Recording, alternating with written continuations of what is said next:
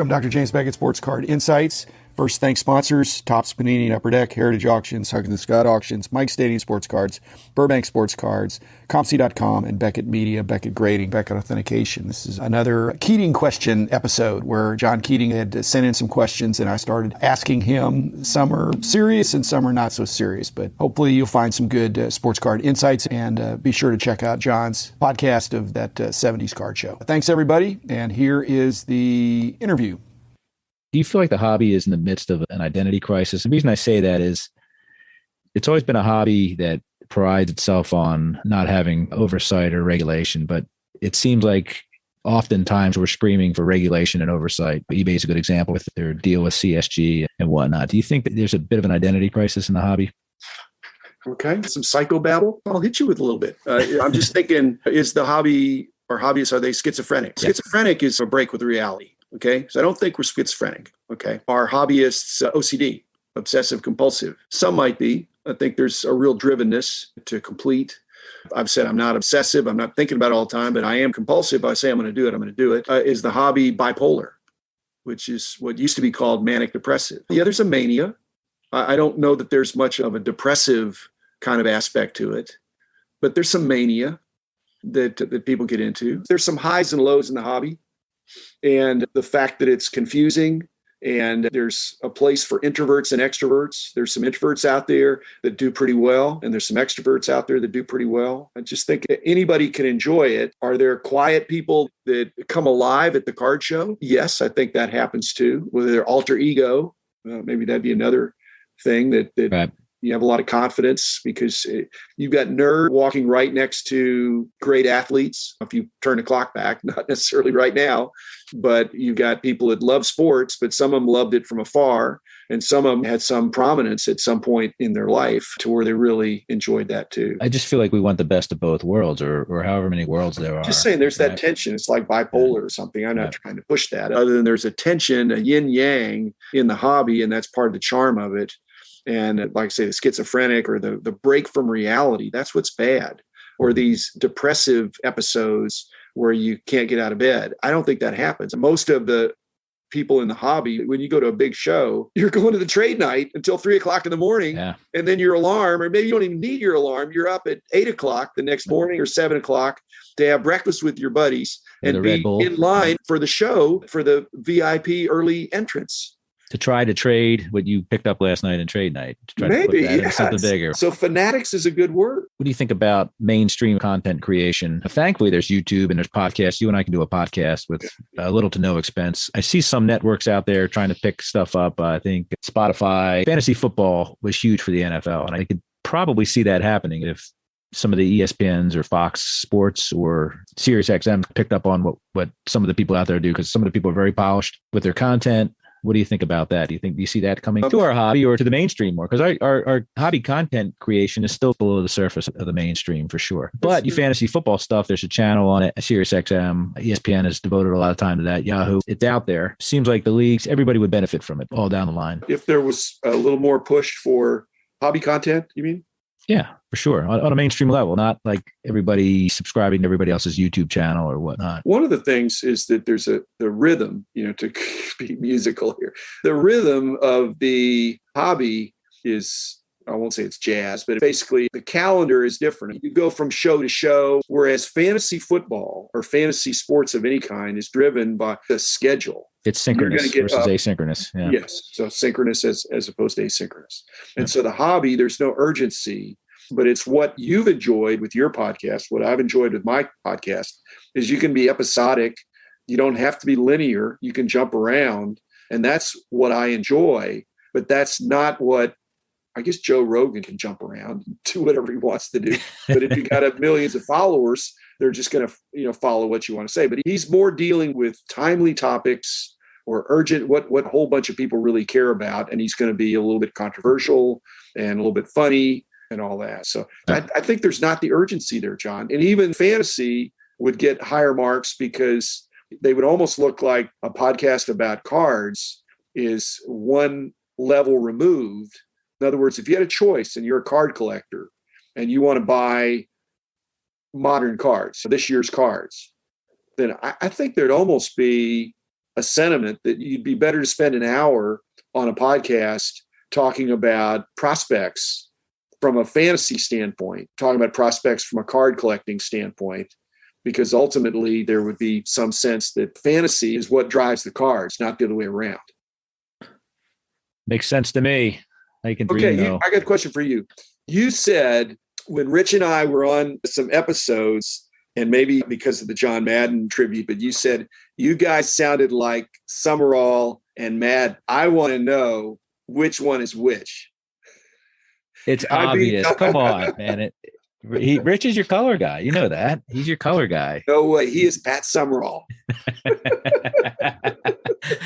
But listen, I don't know of any team that I appreciate more than Pat Summerall and John Madden. Thankfully, I know Summerall lived in Dallas. He lived in Dallas, yeah. Yeah. Being NFC East back then in the 70s and 80s, it was all CBS. And boy, what a benchmark those guys set. They set the bar high. I love those guys. Great. Please take that as a compliment.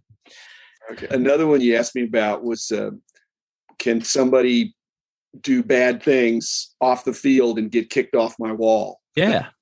And the answer to that is yeah, except that I'm trying to think of something that'd be so heinous that I would immediately go to the wall and leave a hole in the wall and take somebody out. So basically what I've been doing is I've got a big order with BGS. So when it comes back, I will redo everything. And so I'm not going to mention the person, somebody that's not exemplary in their life on the wall for one that I can say. But what was that? I'm sorry. I talked. OJ Simpson is still on the wall, for sure. That's the obvious one. He might not be on there forever. I think what triggered that, and maybe I'm wrong, was Roberto Alomar. I know. Yeah. Yeah. Like I said, so he's still there, but in the next iteration, he may be gone. So it is a factor. And I think it should be a factor. Do I want to tell a story and I want to have a positive story about anything that's on the wall there? Because it's my wall. Now, the other thing you asked about is whether or not if a card was autographed, personally autographed, whether it's to Jim or just autographed by the guy, would that be better? And in my case, I think it is. If I have a personally autographed card from somebody, and again, the problem becomes it's not apples to apples. If I had an 8 of somebody, a vintage card, and then I had like 4 with an autograph, if it had eye appeal, the autograph I think is interesting to me. So yeah, I don't think you agree with that. I'm not an autograph guy though. For some reason, the autographs mean little to me. And memorabilia, those are two different categories to me. When I was talking to Jay, it dawned on me that there was a fork in the road. And I thought I could either do memorabilia or I could do cards. Mm-hmm. And if I do memorabilia, I'm going to need a lot more room. And it was mainly just that. I just don't have room for all these three-dimensional things. And so over the years, and I had some horrible trades where I had memorabilia that was very unique that now would be worth a lot of money that I traded for cards that are pretty pedestrian. Okay. But autographs, another story. If I can get autographs on a 2.5 by 3.5, that fits within my storage system. And it can be slabbed nowadays. And so I've got a lot of nice cards that are autographed, but I'm beyond the point of thinking I'm going to continue to get more. It's basically just what I have. I'm not pursuing it as much as when I come across it. If I already have it, then I'll get it slabbed. And a bunch of them are on the wall or autographed rookie cards or autographed cards of other sort. It means the player touched it. Are there any non-athletes on the wall? And think about what non-athlete means. They can be involved with sports, but are there any non-athlete cards on your? I have Marv Albert's rookie card. Okay. Yeah, I think I know it. Yep. And he may not make the grade in the next iteration because he's not, but he's an iconic broadcaster. But so there's some things like that. I had some friends that they were good athletes, but they weren't Hall of Fame type. But so we'll see. I'm just going to go through it. I'm realizing now I've got to shrink it. So that my thought that I was going to have 1,000, 1,200, 1,500 on the wall, which I can technically fit next time you're over here, you'll see. But I think it's less could be more. Yeah. Less could be more. Because you know what? I have 2 display cases. The one you can't see on my right is all my ass stuff, but the one behind me, I like rotating stuff in and out of there. I think I keep saying I got to buy more display cases. It's fun to mix it up.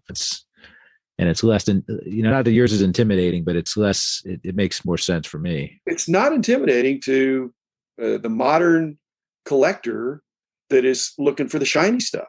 Because I don't have very much of that. If somebody's a vintage person, they'll see that it's an eclectic mix of vintage. And I'm trying to mix in, but my Luka Doncic rookie will go in the next one is not a great card. It's one of his worst rookies, not anything to brag about, but I got it out of a pack. So I know we're only on the Bs, but is there a Pele on there at all?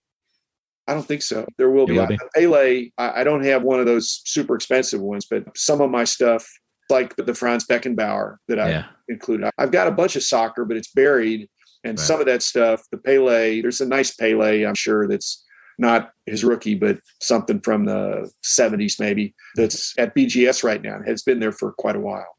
Yeah, I like that Vennerland just did an episode on it. The point I was trying to make is look at you're the best athletes in their sport in the world at the peak. There aren't a lot of sets that can say that other than sportscasters, which I think was really cheesy. I have a complete set of sportscasters.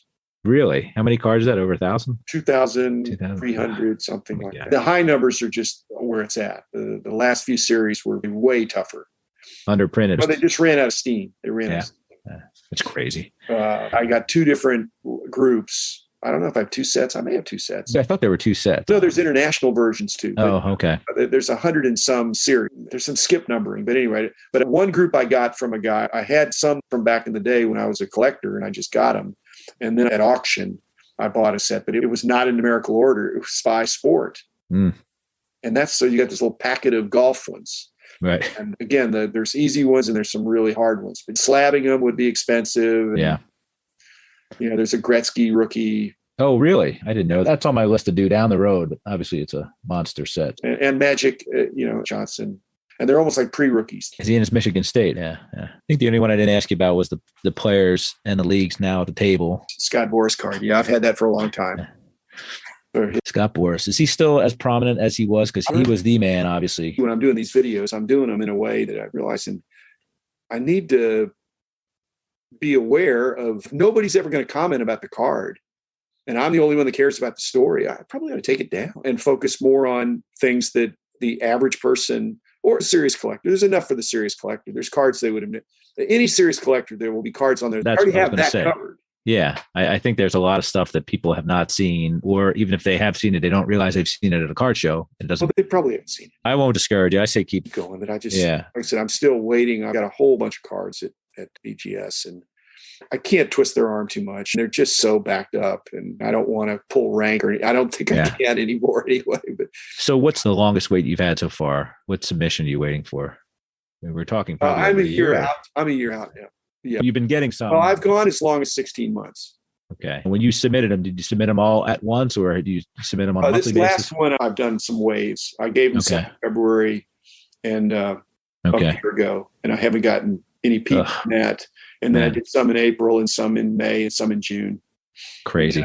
And then I'm loading up some more stuff, but I won't give it to them until I say, just let me know when you get it all done, because otherwise I can't keep track of who's got what.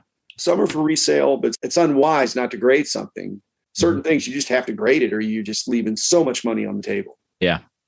And the authentication aspect. I've got a 67 mantle and a 66 mantle. They're dupes, but I need to send them in because if ever I want to resell them. You can't, a mantle. Any mantle, even if it's 2 or 3, you got to get it graded. And I have a 54 Robinson I need to send in too, but that's not going anywhere out of the collection. Topps football. One of the few places where the high numbers was Dallas. That's crazy. Oh, really? Was that because they were hoarded, or is that where they were released into the wild? I don't. Maybe. No, by 72, Dallas was the Cowboys were coming on. I guess you're right. So, and there weren't a lot of competition.